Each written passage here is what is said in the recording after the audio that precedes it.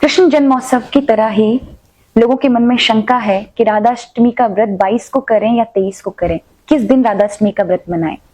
देखा जाए तो हमारे शास्त्रों में सबसे पहले ये जानते हैं राधा अष्टमी का व्रत करना क्यों अनिवार्य है। देवी भागवत में भगवान नारायण नारद जी को कहते हैं कि नारद, यदि कोई श्री राधा रानी का राधाष्टमी का व्रत और राधा रानी का पूजन नहीं करता, वो व्यक्ति कृष्ण की पूजा का अधिकारी नहीं है। कृष्णार्चायां नाधिकारो यतो राधार्चनम विना वैष्णवे सकलैस्तस्मात् कर्तव्यम राधिकार्चनम। वैष्णव और प्रत्येक भक्त के लिए कर्तव्य है कि श्री राधा रानी का अर्चन करे राधाष्टमी वाले दिन और व्रत उपवास करे। यदि वो व्रत उपवास नहीं करेगा तो भगवान कृष्ण का रैश्य यानी कृष्ण की प्राप्ति उस मनुष्य को कभी हो नहीं सकती। इसलिए राधा अष्टमी का व्रत हमें करना ही चाहिए। हम किस दिन करें, 22 को, 23 को? तो देखा जाए तो 22 तारीख को अष्टमी तिथि दोपहर में 1:30 बजे के लगभग आरंभ हो रही है। इसीलिए कोई भी व्रत प्रातः काल की तिथि से ही आरंभ होता है, तो 22 तारीख को तो बनता ही नहीं है व्रत करना। उदया तिथि को ही व्रत करना चाहिए, तभी वो व्रत महान पुण्यदायी कहलाता है। इसीलिए 23 तारीख को प्रातः काल से 12:30 बजे तक राधा अष्टमी का संयोग बन रहा है। इसीलिए आपको 23 तारीख को ही व्रत करना चाहिए और 23 तारीख को ही अभिषेक पूजा करनी चाहिए।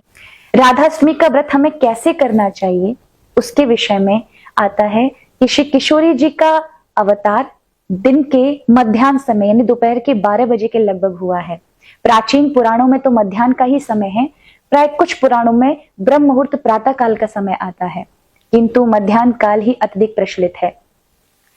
सबसे पहले आप ब्रह्म मुहूर्त में जल्दी उठ करके यानी लगभग 4 बजे के लगभग आप उठें और आप जल्दी से स्नान करें, स्वच्छ वस्त्र पहने और पूर्व मुख, यदि जहां आपका देवघर है, देवालय, वहां पर जाकर के यदि आपके घर में राधा कृष्ण के सुंदर स्वरूप हैं तो बहुत अच्छी बात है। अगर वो नहीं है तो आपके घर में लड्डू गोपाल विराजमान हो, उनका स्नान श्री किशोरी जी के भाव में कराइएगा कि श्री राधा रानी ही बाल गोपाल के रूप में है, क्योंकि राधा और कृष्ण दोनों में अंतर नहीं है, उनको दो रूप में कभी जानना ही नहीं चाहिए। भाव का एक रूप भगवान कृष्ण ने राधा के रूप में लिया है और राधा रानी अगर एक रूप से देखा जाए तो भगवान श्री कृष्ण की आत्मा ही है। दोनों में अभेद स्वरूप है यानी भेद नहीं है। श्री बालकृष्ण लाल की अगर आप पर विग्रह है तो ये बहुत अच्छी बात है, नहीं है तो श्री राधा रानी का कोई चित्रपट ही अपने घर में विराजमान करिए। उनके समक्ष आप एक चौकी लें, पीला कपड़ा बिछाएं, उस पर कुछ अक्षत रख करके और आप पानी का कलश रखें, उस पर एक कटोरी रखें, उसके ऊपर श्री किशोरी जी की विग्रह को रखें। अगर नहीं है तो कोई बात नहीं, आपके घर में बालकृष्ण लाल हैं, उनको ही वहां सिंहासन के साथ अलग ही विराजमान करें। यहाँ पर आप उन्हें नैवेद्य चढ़ा सकते हैं, अच्छे से अच्छे फल, अच्छे से अच्छी मिठाइयां जो आप बना सकते हैं या बाहर से लेकर आए। आप कड़ी चावल का भोग लगा सकते हैं, श्री किशोरी जी को अत्यंत प्रिय है। आप अरबी की सब्जी बना सकते हैं या सब्जी इत्यादि का भोग लगा सकते हैं, भात का भोग लगा सकते हैं, चावल बना सकते हैं जो किशोर जी को अत्यंत प्रिय है। आप नीले वस्त्र उन्हें चढ़ाएं और आप निवेद्य के साथ साथ घी का दीपक जलाएं, धूप दिखाएं और श्री किशोरी जी को और श्री राधा कृष्ण दोनों का ही ध्यान करना चाहिए। कहते हैं जो युगल ध्यान इस दिन करता है उसे श्री किशोरी जी अत्यंत कृपा करती हैं उस व्यक्ति पर, उनकी प्रसन्नता का ठिकाना नहीं रहता। जो भगवान श्री कृष्ण को उस दिन भजता है, उनके नाम के साथ भजता है।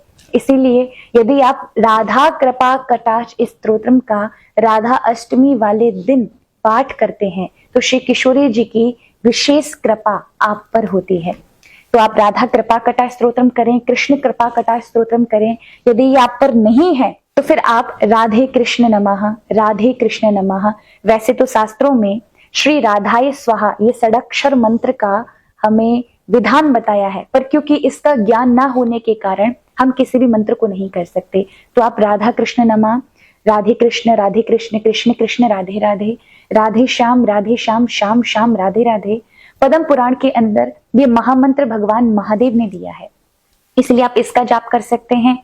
और इस दिन आप दोपहर को श्री किशोरी जी का अभिषेक कराएं यानी पंचामृत से स्नान कराएं, बालकृष्ण लाल को कराएं या जो आपके युगल रूप हैं उनको कराएं। और यदि केवल विग्रह में यानी फ्रेम में श्री राधा रानी है तो फिर कटोरी के मध्य सामने वहां विग्रह को, यानी जो फ्रेम में विग्रह उसे सामने विराजमान करके कटोरी के अंदर आप भाव से, केवल भाव मन में रखेंगे, क्योंकि कभी भी जो पुस्तक के रूप में हो, मिट्टी के रूप में हो, काठ के लकड़ी के रूप में हो, या फिर तस्वीर के रूप में हो, फ्रेम के रूप में हो, उनकी पूजा कभी भी चंदन, चावल इत्यादि डालकर नहीं की जाती है, उन्हें भाव में पूजा किया जाता है।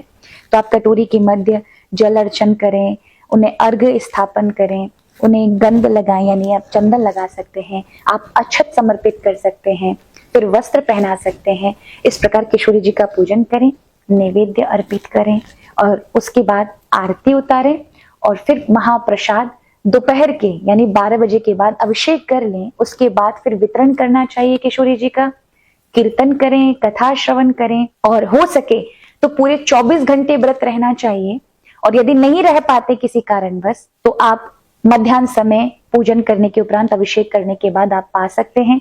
वैसे जितने भी भक्त होते हैं पूरे 24 घंटे में एक समय का ही फलाहार रखते हैं, पर यदि नहीं सामर्थ्य है तो कम से कम दोपहर मध्याह्न काल तक रखें। तो ये रहा राधा अष्टमी की व्रत विधि।